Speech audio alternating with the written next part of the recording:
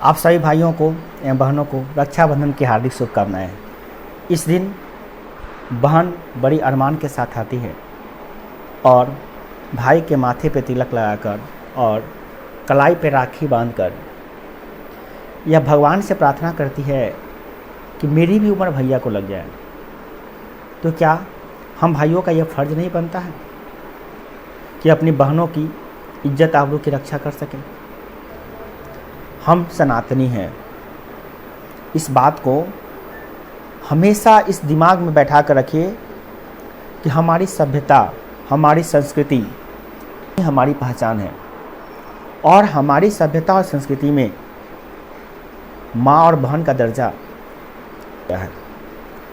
देवी जो पूजनीय होती है, जो हमेशा आदरणीय होती है, जो दया करुणा की मूर्ति होती है और साक्षात दुर्गा भी होती है। कोलकाता के मेडिकल कॉलेज में महिला डॉक्टर के साथ हुई वारदात से आप सभी वाकिफ़ होंगे। वो घटना हमें झकझोर कर रख दी। उस बाप पे क्या बीती होगी। आज हम सभी इस रक्षाबंधन के पावन अवसर को मना रहे हैं और एक और दूसरी ओर कुछ दरिंदे हमारी उन्हीं बहन बेटियों की आबरू पर गंदी नज़र डालते हैं जो बहन और माँ हमारे लिए लंबी दुआ मांगते हैं, हमें सलामत रखने की दुआ मांगते हैं और ये कलाई पे धागे बांधती है। इसे आप धागे मत समझिए, इस धागों का मूल चुकाना होगा हमको। ऐसे कातिल लोगों के जो गलत मानसिकता के हैं तो फांसी होनी चाहिए और नहीं तो आम लोगों के हवाले होनी चाहिए। वो आम लोग ही निर्णय करेंगे कि क्या करना चाहिए। ऐसे दरिंदों देश में कोई जगह नहीं है और इसीलिए हम सभी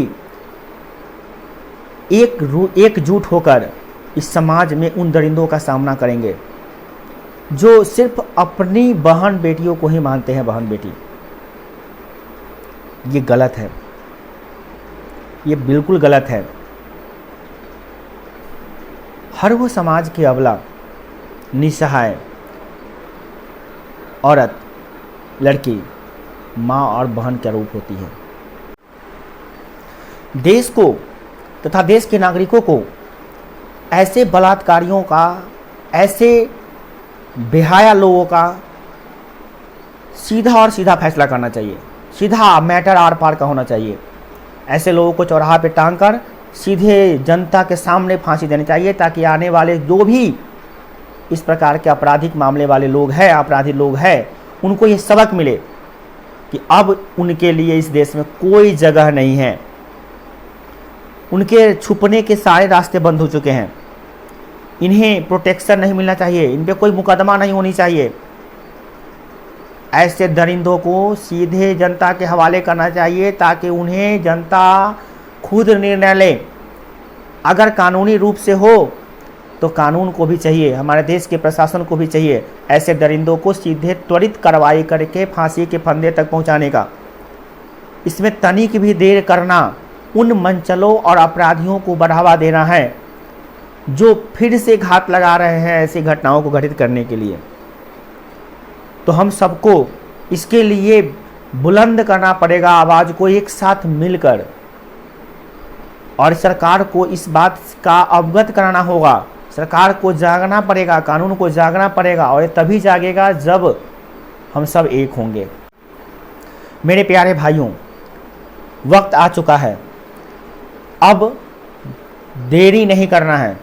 हम सब मिलकर एक प्रतिरोध मार्च करेंगे जिससे उस अपराधी को त्वरित कार्रवाई करके फांसी के फंदे पर लाया जाए। समय आ चुका है। ऐसे अपराधियों को, ऐसे आपराधिक मामले वाले व्यक्तियों को कोर्ट में तुरंत से तुरंत त्वरित कार्रवाई करके फांसी के तख्ते पर लटकाना चाहिए और हम सभी को इसके लिए जो संभव प्रयास करना चाहिए वो करना ही चाहिए, क्योंकि ये मैटर आर पार का है। क्योंकि ऐसे लोग को इस देश में कोई जगह नहीं रहने का। जो सिर्फ अपनी माँ बहन को ही माँ बहन मानते हैं और दूसरों को नहीं मानते हैं। ऐसे लोगों के विरुद्ध में हमें एक साथ मिलकर आवाज़ उठाना पड़ेगा। ये किसी व्यक्तिगत मामला नहीं है, किसी एक आदमी की मामला नहीं है, किसी एक आदमी का मैटर नहीं है, पूरे देश की बहन बेटियों की इज्जत की बात हो रही है। और हम सबको प्रतिबंधित होकर इसका मुकाबला करना चाहिए। ऐसे दरिंदों का 1 इंच भी जगह नहीं है इस देश में। ये राम और बुद्ध की धरती है, गंदे कीड़े नाली के कीड़ों का नहीं।